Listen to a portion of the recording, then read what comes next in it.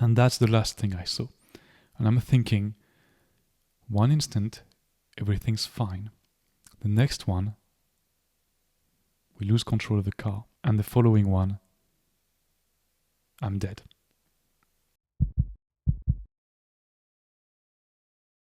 Hello, and welcome to The Man Who Kept Dying. In today's video, I would like to explore a slightly different format, and in a way, stepping away a bit from the spiritual content that I'm usually doing. The idea I have is to share some insights and the story behind some of the chapters in the novel The Man Who Kept Dying. Indeed, if you've read the novel, and if you haven't done so already, I recommend you read it, of course. But in the novel, the main character, whose name is Mika, finds himself on the other side.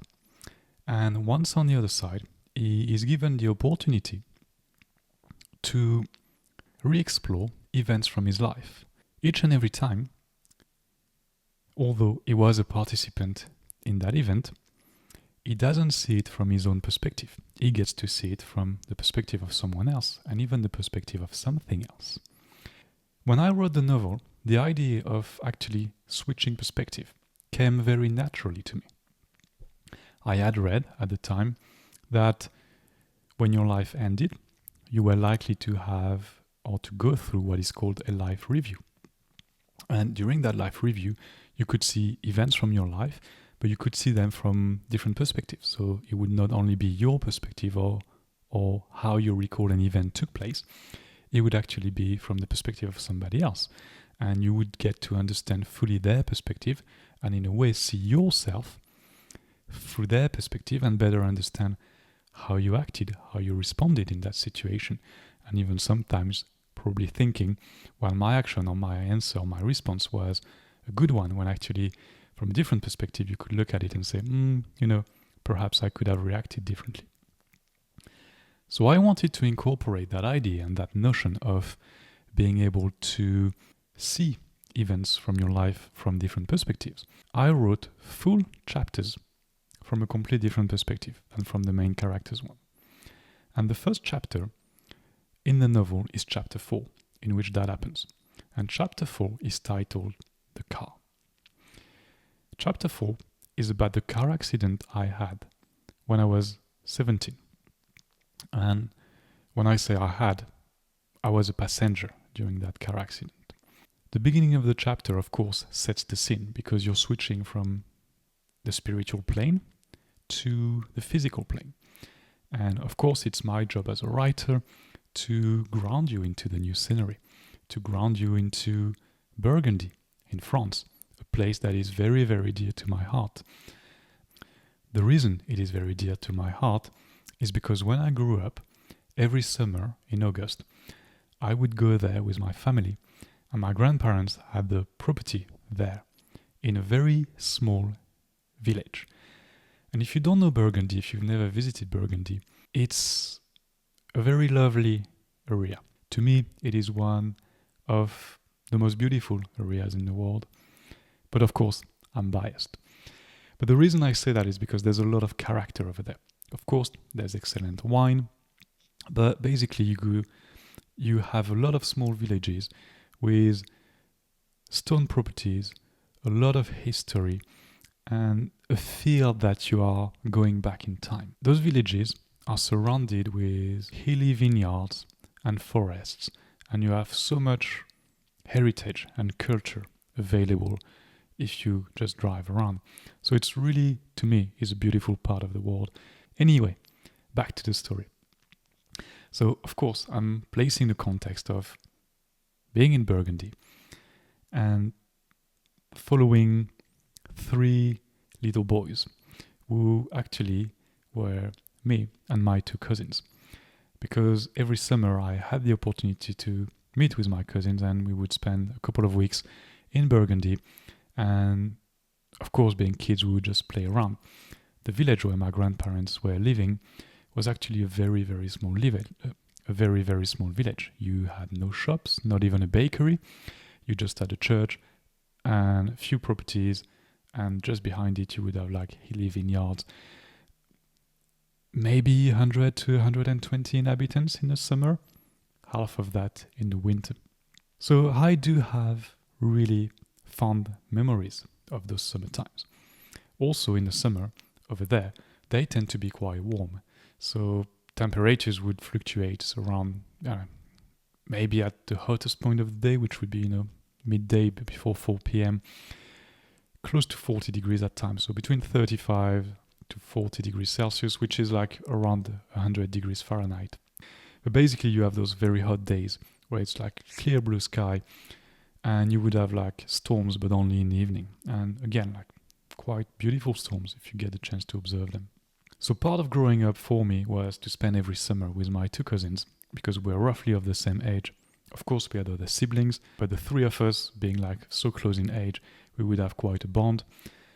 And as we grew up, we went from being little boys to kids to teenagers. When we were teenagers, we had bicycles, so we could just move around the villages and go play sports or meet with other youngsters. And there was a place that we really loved to go. There was a lake nearby, which was an artificial lake with an artificial beach, and you had like basketball courts nearby, and you could go and have a swim. There was a camping and so on.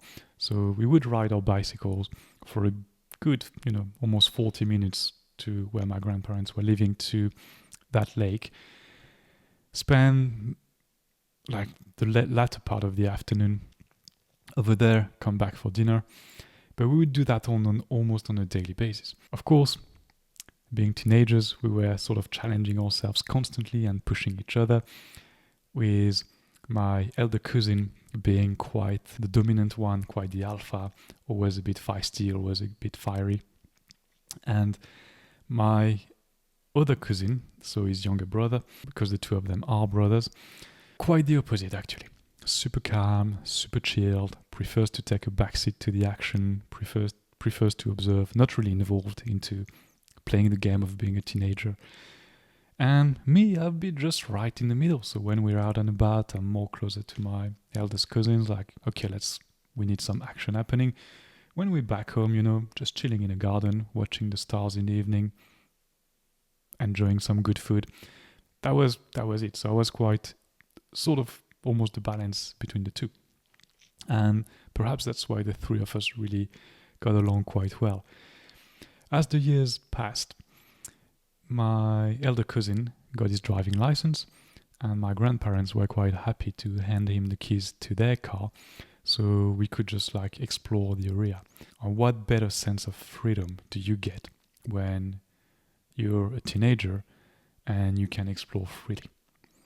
We could go to the other villages, we could go visit the cultural sites, but we could also go to the lake in 15 minutes instead of 40, and without exerting ourselves by having to pedal for all this time, which was quite fun at the time.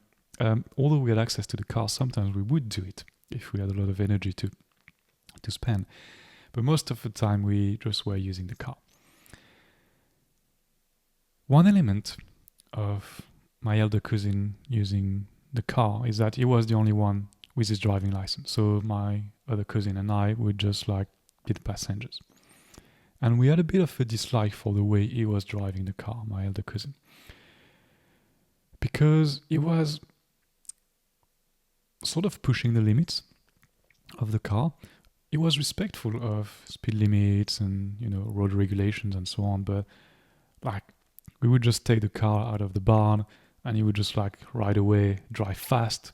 Whereas I would be saying, hang on a second, to me, everything's alive, everything's got energy, everything's got a memory, and we have to pay attention to that.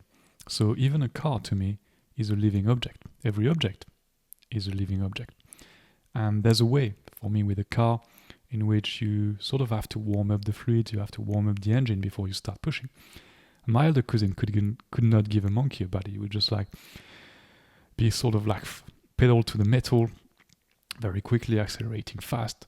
And I remember we had those sort of disagreements of me saying, like, stop pushing so fast. I mean, why the need? I mean, no matter what, you still have speed limits to respect. And I mean, you're only maybe gaining, 5-10 seconds to get to the lake. Makes no sense. But of course, my elder cousin being quite the alpha, the more I pushed him, the more he pushed himself to prove me wrong. So the more he was driving a bit like an idiot. And I'm saying this very lovingly, by the way. Anyway, let's go back to the story. It was an evening. We decided that we would go play basketball. And after we had our little sort of training session, we decided we would go to the lake. And on our way to the lake, we had to go through a village. And in the village, we were following a car that was quite slow. And I was the front passenger. And I could tell my cousin who was driving was getting quite impatient. The reason for that is because he was quite twitchy with the throttle pedal. So I could feel the car sort of being like that. And I just hate when people drive like that. I prefer smooth driving. Always have, probably always will. And I said to him, like, just cool down. Like, we can overtake once we exit the village because it's not safe to do so before. And of course, he was just sort of like really tailgating that poor car ahead, which probably wasn't even driving that slowly. As soon as we got the mark that it's the end of the village, first thing he does, it was safe to do, but he overtakes that slower car. What happens next is, as we exit the village, he builds up quite a bit of momentum and speed because he needed to overtake quite quickly to be safe. And there's a right-hand corner that was approaching. What we didn't know is that in the morning they had done some walks on that specific road. And normally we were never taking the road from that village. We were coming from another village. So we would join that road actually at that specific corner, but from a different road. And the day before, the surface of the road was quite smooth, no problem. But as we arrived in the corner, there were no signals, no markings, or no warnings whatsoever that there had been walks on the road that very morning. And basically we arrived in that corner carrying way too much speed. And there were leftovers of gravels, if you like, on the road, very tiny gravels. And because the car was carrying too much speed and you can't fake the laws of physics, they are what they are, the car started skidding. So the tires lost grip and the car started, spinning one way. My cousin had a very classic reaction, which, is unavoidable. The car spins one way. What you try to do immediately is to correct that, but very often you overcompensate. And he stabbed the brakes, oversteered in the other direction, and the car just went from one direction to the next. And at that moment, it became like absolutely uncontrollable. What I remember is, okay, we start skidding one way. I'm like, what's happening? The next moment, I'm being completely moved to the other side of the car. And it's that moment where I'm realizing like, wow, this is not good. Because now the car is completely uncontrollable. And my elder cousin basically can go left, right, left, right, left, right. Nothing happens. We're going and we're heading straight onto the side of the road. On the side of the road is kind of a tall grassy bank. And that's the last thing I saw. And I'm thinking, one instant, everything's fine. The next one, we lose control of the car. And the following one, I'm dead. There's no way I cannot die from that. I'm seeing the grassy bank or the car going straight into it. The impact is right where I'm sitting. So I'm about to bear the brunt of that impact. And I know we're carrying way too much speed for it to be an escapable one. I know I'm not going to survive it. I remember screaming the name of my cousin, saying, no, and crossing my arms. And the car we were driving, because you have to go back to more than 20 years ago, and on a car that was like probably from the early 90s, so you don't have all the safety features you have in modern day cars. I knew at that moment that my life was over. 17 years old, ending up in a car accident that I had tried to prevent by rezoning my elder cousin, who was just being an idiot, a silly driver at that time. And I failed at that. And I'm dying.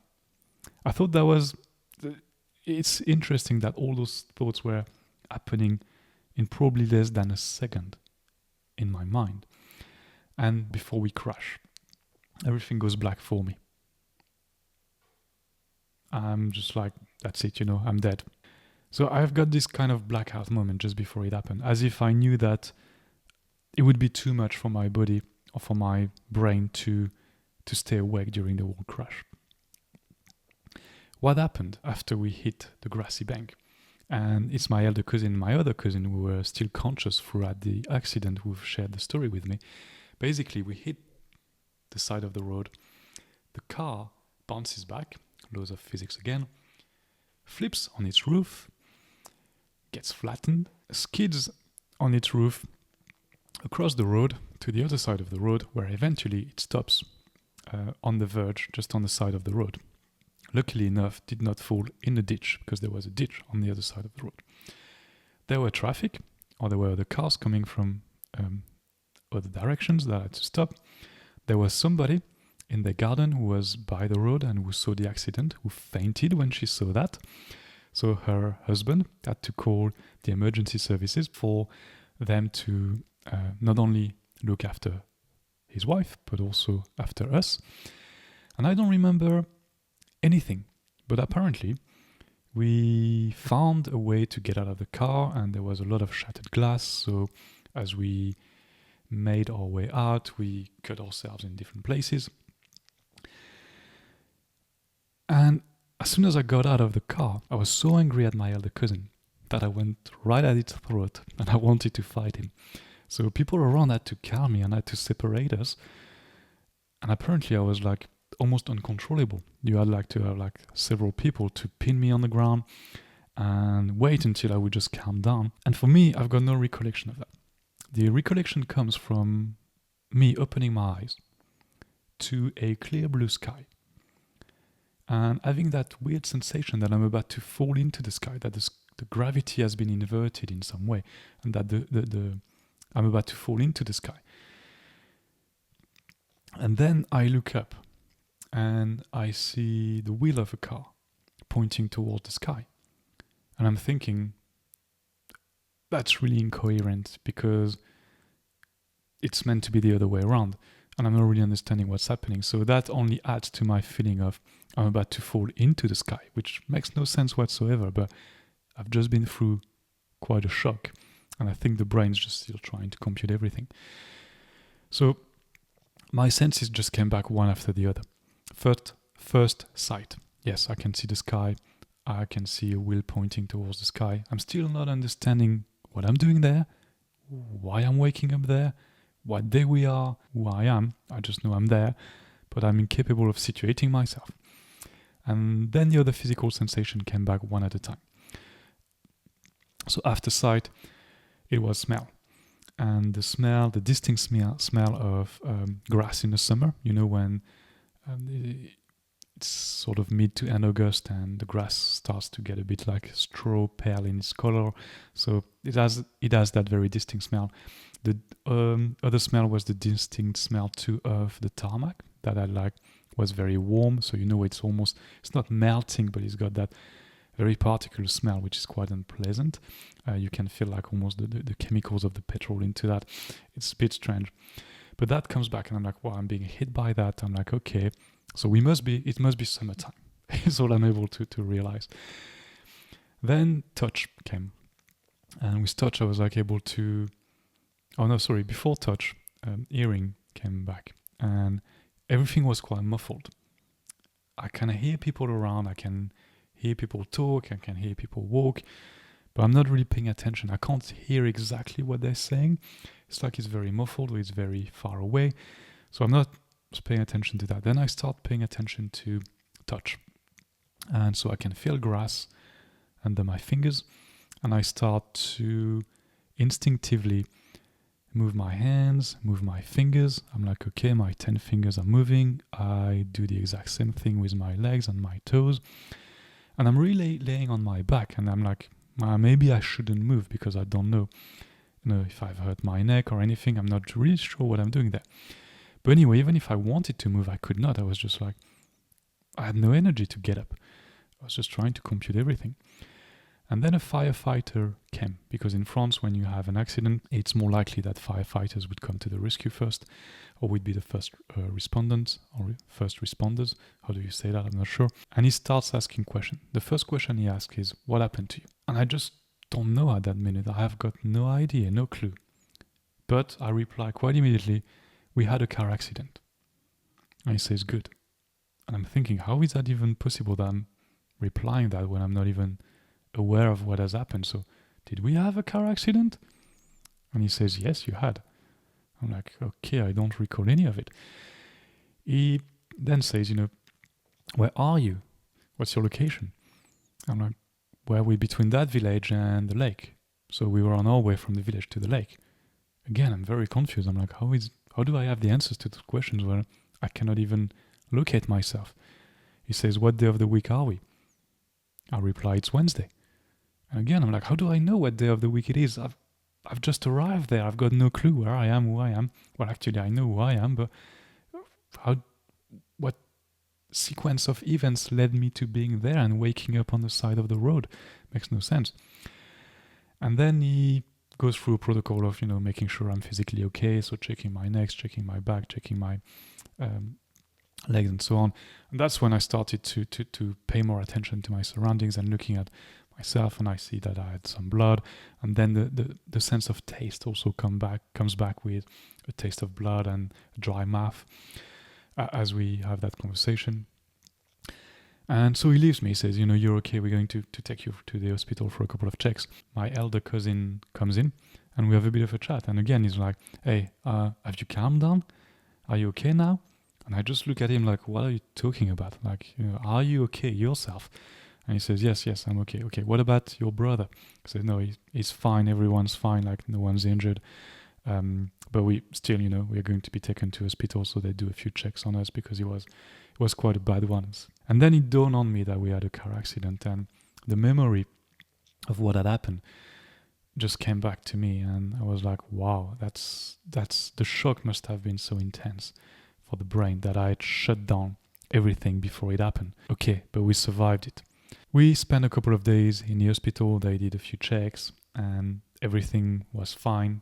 Basically, we got released with the only advice of don't do any sports for a good month because we want to make sure you don't have any brain injury because of the shock was so intense. And that's when I had the opportunity a few weeks later to have a look at the pictures of the car following the accident.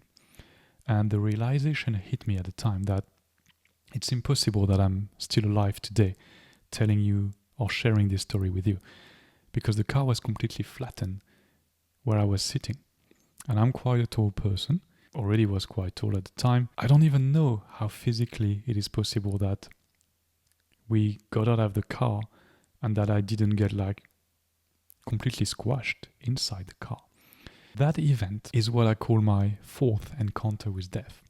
The first one being car accident when I was a month-old passenger, 2 back-to-back emergency surgeries when I was around 10, and this one. It only reinforced the feeling for me that death was chasing me and that I could not really understand why every few years I had to go through an event or an experience that would actually put me through my fear of death, but also put me through a situation where I could have died. That car accident specifically really is interesting in the sense that it seems to me that we've switched timelines, so to speak. So to me, with my understanding today, I believe that what has really happened is that we died on that day. There's no way we have survived that accident. Not with the speed we were carrying, not with the impact we had, not with what happened to the car afterwards. Yet, we decided to come back.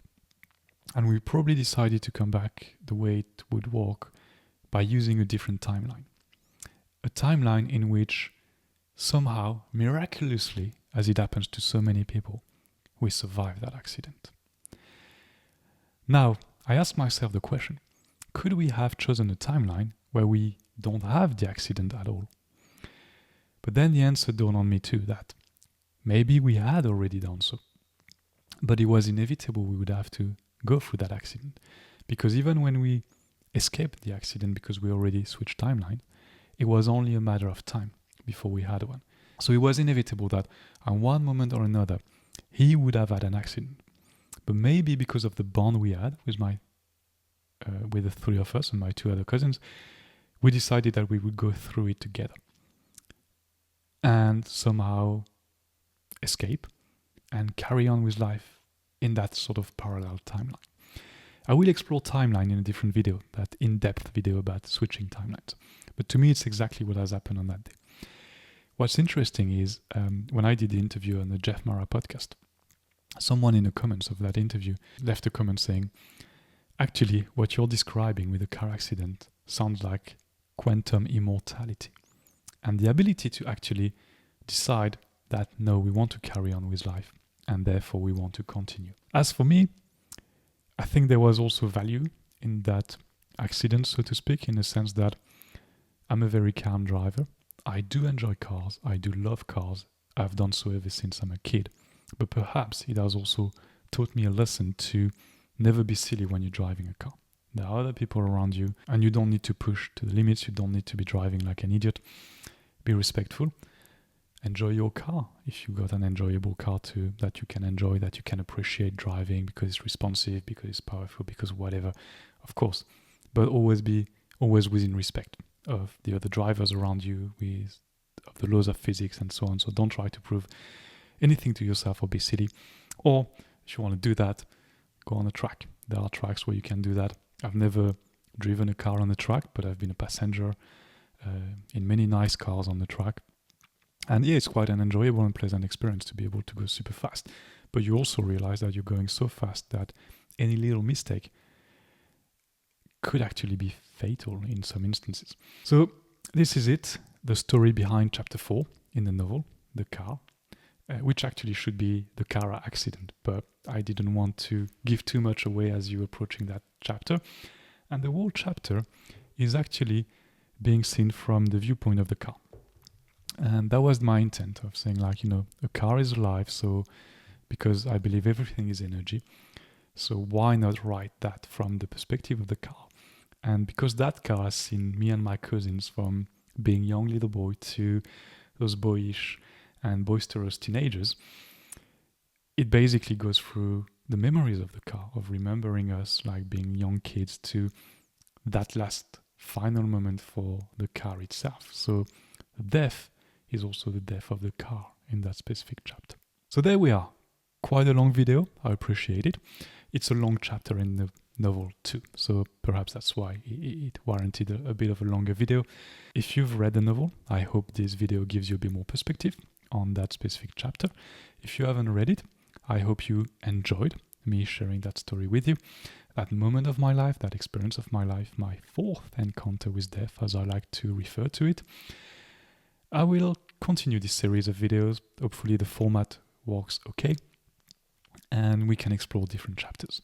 In no specific order, there's a chapter from the viewpoint of a snake, a hippo and a hippopotamus. There's a doppelganger, which led me to quite a few dangerous situations earlier in my life, lucid dreams, and some things around the law of attraction too, and so on. So stay tuned.